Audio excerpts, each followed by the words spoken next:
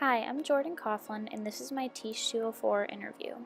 As a future educator, I was excited to interview an elementary school teacher to learn more about her experiences in the classroom and the issues she undergoes in her career.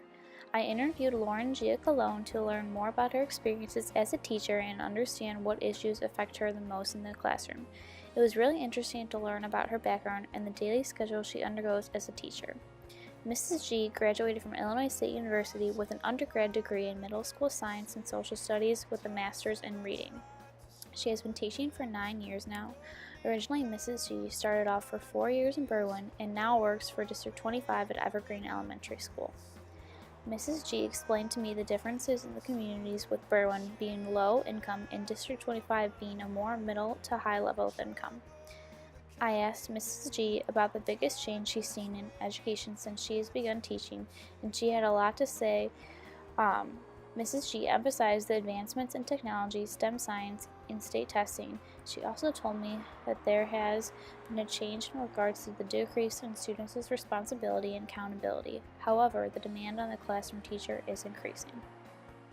Mrs. G explained to me about the outside forces that affect her teaching more than she originally realized. A lot of student-parent involvement, along with students' home life, can negatively and positively affect teaching. Another outside force is when resources are being taken away due to its funding. It's hard to transition and account for these new changes. Mrs. G had a lot to say about technology in the classroom. She said, "In our district, everyone from 3rd grade on up has a one-to-one device. Students use programs such as Extra Math, Lexia, IXL, and Pearson Realize to enhance their reading and math skills. We are also involved with Project Lead the Way, which provides transformative learning experiences K-12 students and teachers.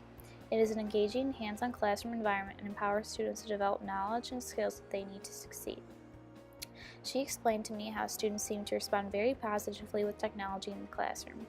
They seem to be very excited about it and want to use it as much as possible.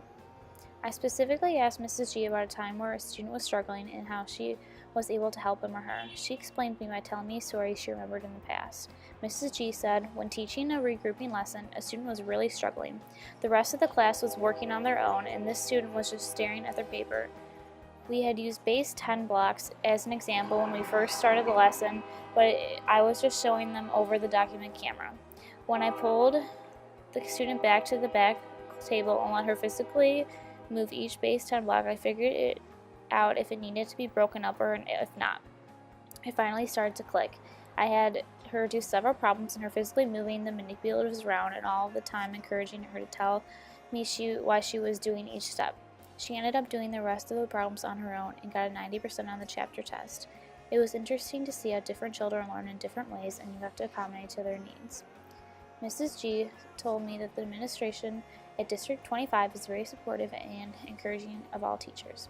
Mrs. G and I talked a lot about issues she has as a teacher, and she had much to say about funding.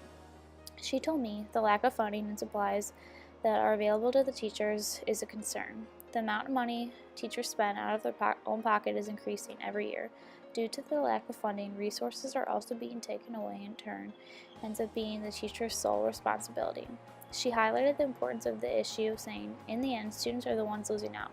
They are not getting the support that they need or are not being challenged enough. And with this being said, it impacts the teacher's ability to differentiate teaching.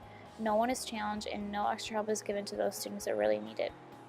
We got to the topic of how this issue will affect students in the future, and Mrs. G explained that those students who struggle now will continue to struggle in the future and can result in low to no self-confidence and possibly behavior issues. And for those who need to be challenged, they will get bored and not challenge themselves. It was an amazing experience talking with Mrs. G and learning more about her classroom and the opportunities she's had.